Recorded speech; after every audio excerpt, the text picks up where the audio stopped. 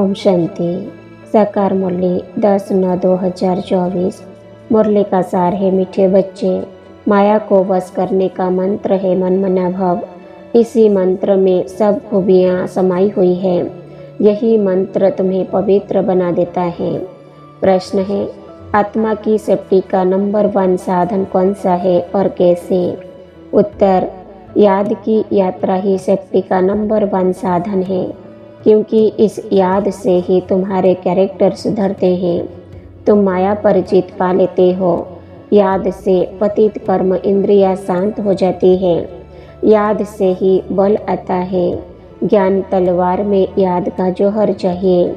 याद से ही मीठे सतो प्रधान बनेंगे, कोई को भी नाराज नहीं करेंगे। इसीलिए याद की यात्रा में कमज़ोर नहीं बनना है।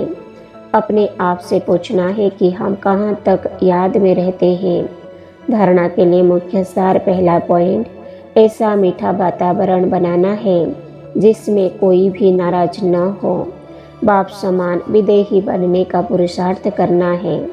याद के बल से अपना स्वभाव मीठा और कर्म इंद्रियां शांत करनी है। दूसरा, सदा इसी नशे में रहना है कि अभी हम संगम युगी है, कलयुगी नहीं। बाप हमें नए विश्व का मालिक बनाने के लिए पढ़ा रहे हैं। अशुद्ध ख्यालात समाप्त कर देने हैं।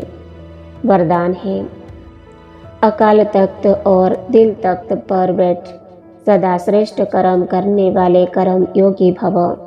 अकाल तख्त और दिल तख्त पर बैठ सदा श्रेष्ठ कर्म करने वाले कर्म योगी भव।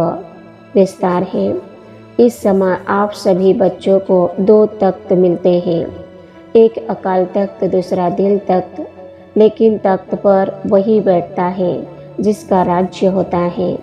जब अकाल तख्त नशीन है तो स्वराज्य अधिकारी है, और बाप के दिल तख्त नशीन है तो बाप के वर्षे के अधिकारी है, जिसमें राज्य भाग्य सब आ जाता है।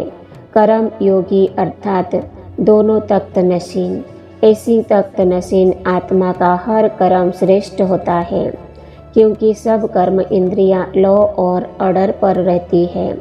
स्लोगान है, जो सदा शोमान की सीट पर सेट रहते हैं वही गुणवान और महान है।